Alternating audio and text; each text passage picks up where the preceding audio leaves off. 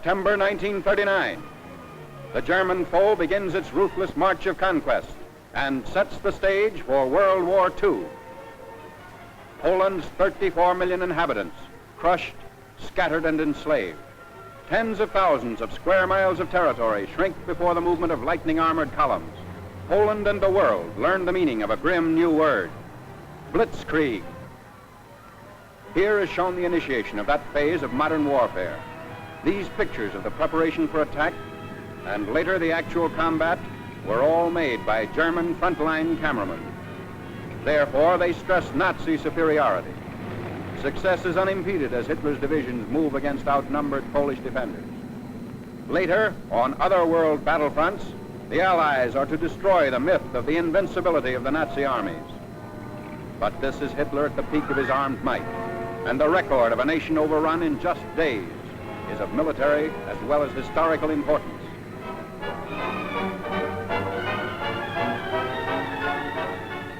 The spark is set off in the free city of Danzig. Nazi secret agents had long plotted the revolt against law and order. Germany called it liberation. The world knew that Danzig represented the ignition of the European powder keg, the excuse for Hitler's hordes to begin their destructive campaign of conquest. Here is the historic last stand of Danzig's loyal defenders.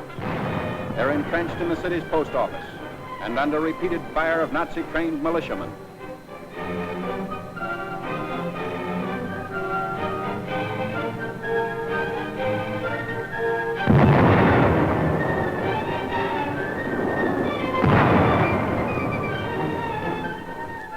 Taking cover behind an advancing tank, the attackers move in.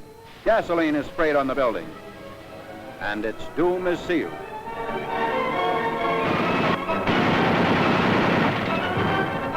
On September 1st, Danzig is incorporated into the Reich, and all Europe is aflame. World War II is a reality. Nazi regulars move up. The Germans brazenly call it counterattack with pursuit. The civilized world knows it as the unleashing of unheard-of military might. With little to stand in their way, the Nazi divisions roar across the Polish countryside and reveal for the first time the machines and weapons that are to terrorize a freedom-loving people. Military observers see the Nazi lightning warfare as setting the style for modern battle. Only a well-devised counter-blitz can stem the flanking and pincer movements of the wily Germans. The motorcycles bring up machine gunners for the opening of the attack.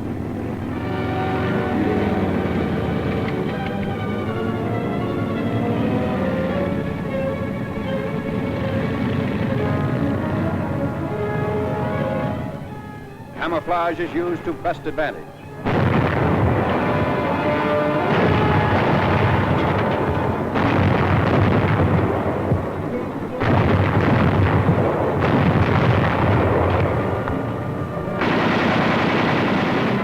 Tanks speed the advance as a Polish town is about to fall.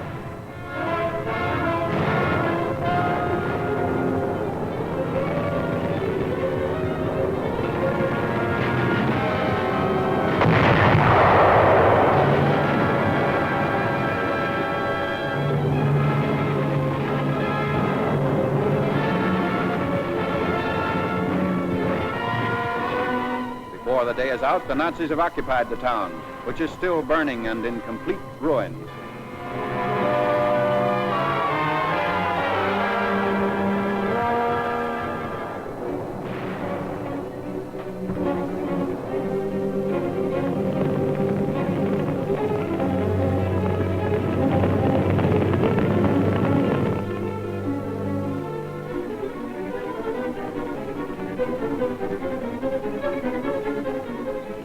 Wrecked equipment testifies to the Polish rout.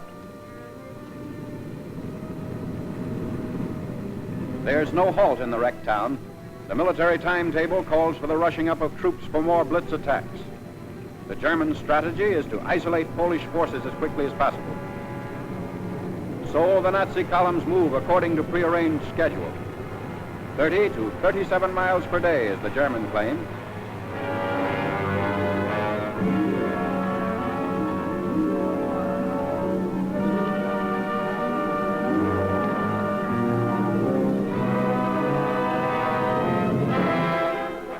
A strategic bridge across the Vistula River has been blown up by retreating Polish soldiers. But in their haste, they were unable to ensure its complete destruction. The enemy will be delayed, but temporary repair is not impossible for skilled mechanics to accomplish in fast time.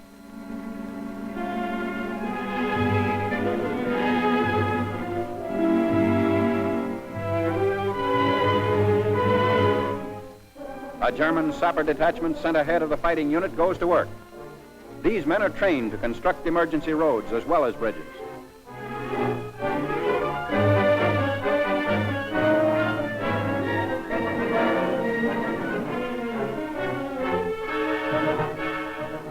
The hastily constructed span is quickly put to use by the advancing Nazis.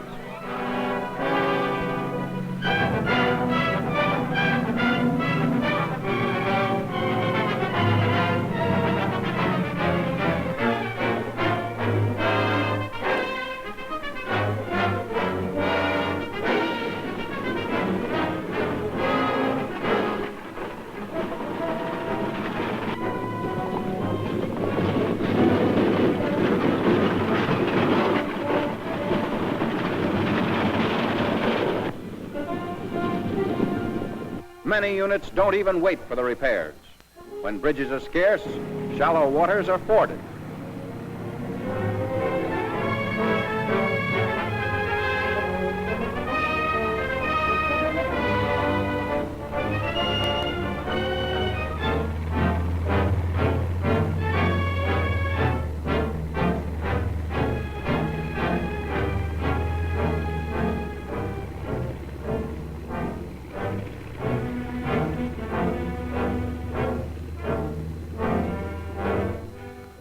The blitz-minded German generals even defy fatigue. Long lines of tired troops are kept moving against the Poles. The operation is based on the principle that contact once made should never be lost. Naps are snatched on the move.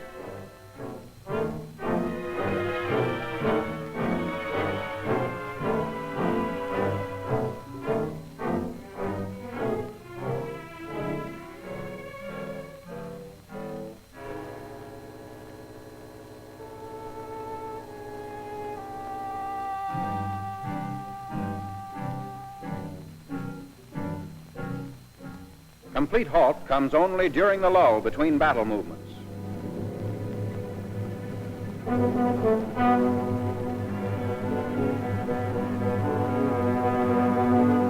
At all times, weapons are kept clean and ready for instant use. This enemy of ours has mastered every technique necessary to the maintenance of efficient fighting contingents.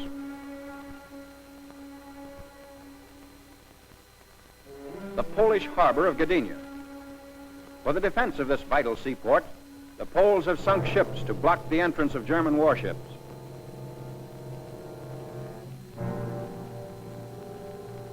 The Nazis direct their fire across the harbor. Military and naval forces are cooperating to bring about complete destruction of Polish defense installations.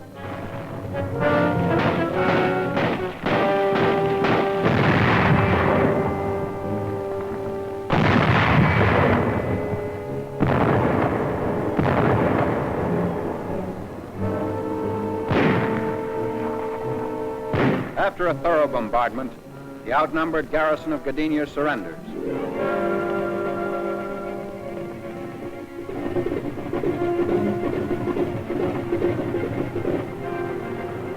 The Nazi air arm plays a major role in the wanton destruction of Polish territory.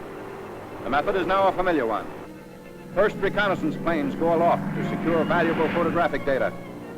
The aerial pictures will show the movement and position of Polish troops, and also the undefended sectors that will supply easy targets for Nazi bombs.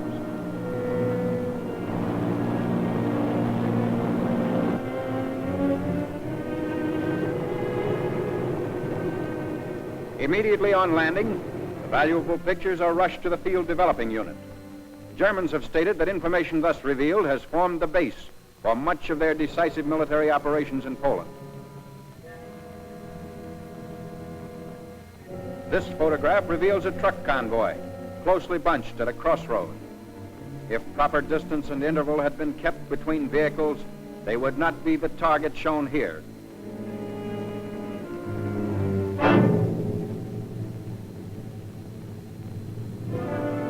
Ground and Air Force raids are worked out with greater unity through the use of the aerial photographs.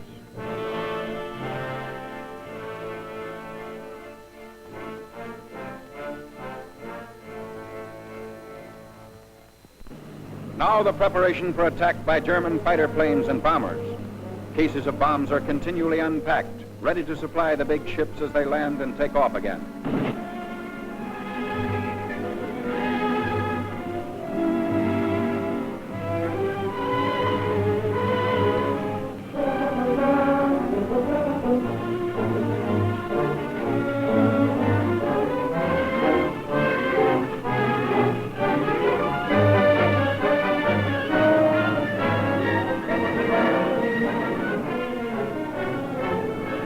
Wave after wave of destructive aircraft leaves the field.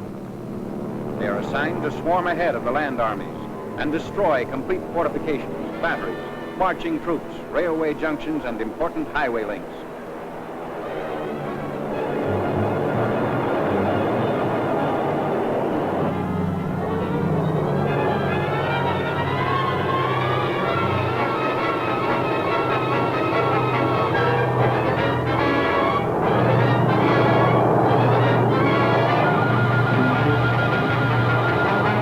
From the air, Germans are cutting off all avenues of escape for the Poles, who are now trapped in several pockets.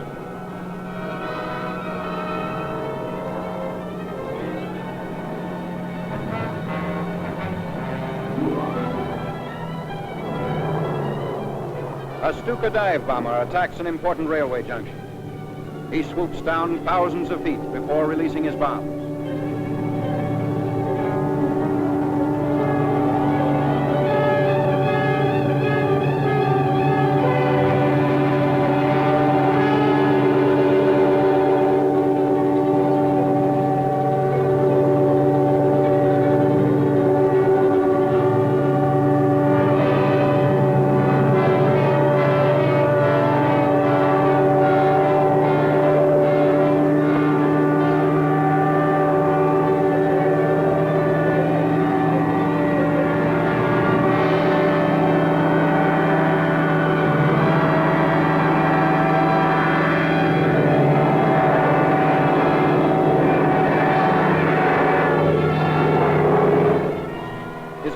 Speed is stopped as he straightens out, barely 600 feet above the target.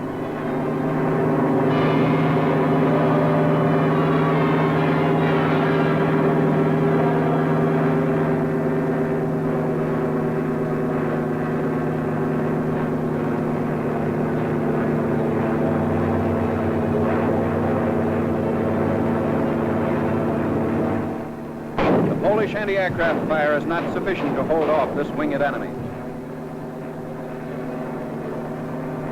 An awful panorama of ruin spreads out below. Bridges and communications have been destroyed. The railroad at this point has been rendered useless.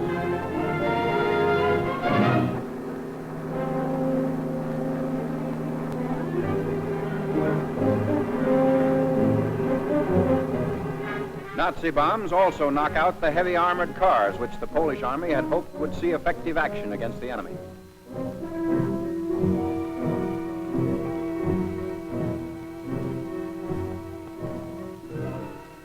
The siege of Warsaw. The big attack begins 31 miles outside the capital. Shells are dropped into Warsaw without let-up as day by day the Nazis forge a tighter ring of steel around the almost helpless city.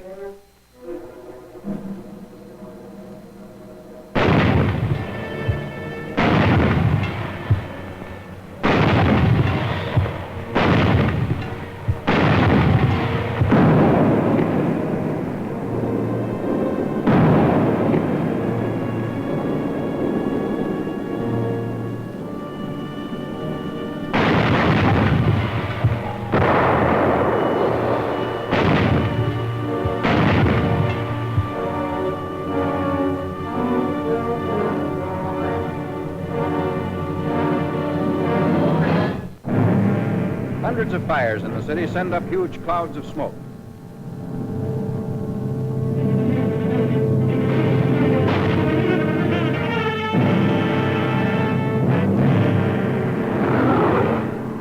Warsaw is lost. The vicious Nazi attack has left the city in ruins. The Blitzkrieg has won the first round. In less than 30 days, Poland has fallen. Warsaw's final surrender comes on September 27th.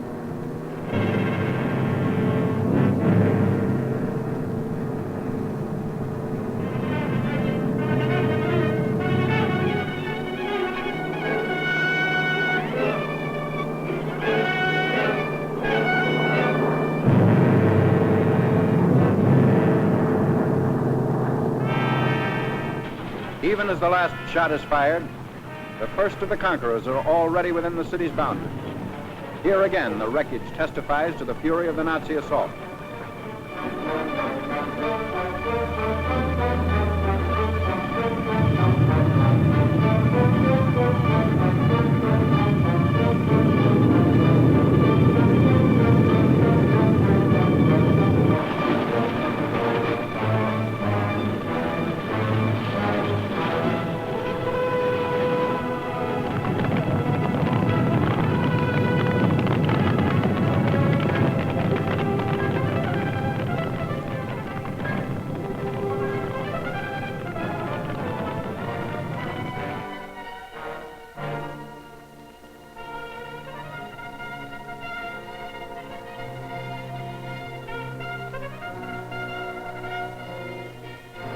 The occupation of Warsaw by the enemy is now complete.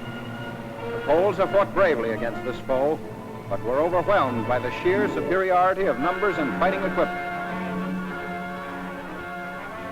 Polish defenders come up to surrender their arms.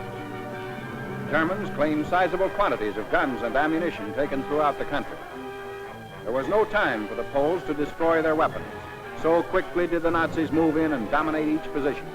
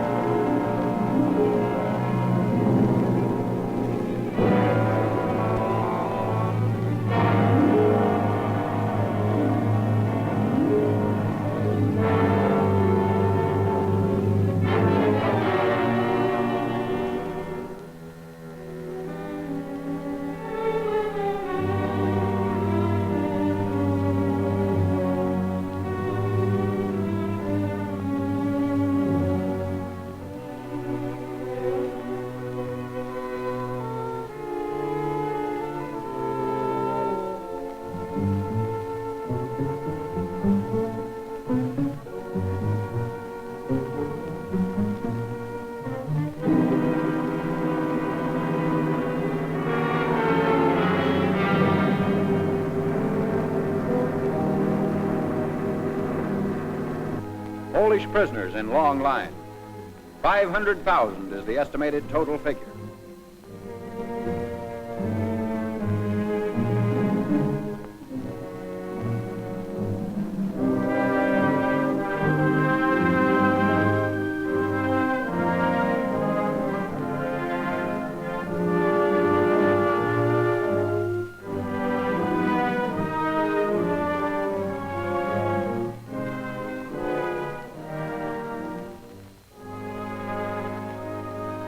This was the challenge of conquest Hitler hurled at the universe.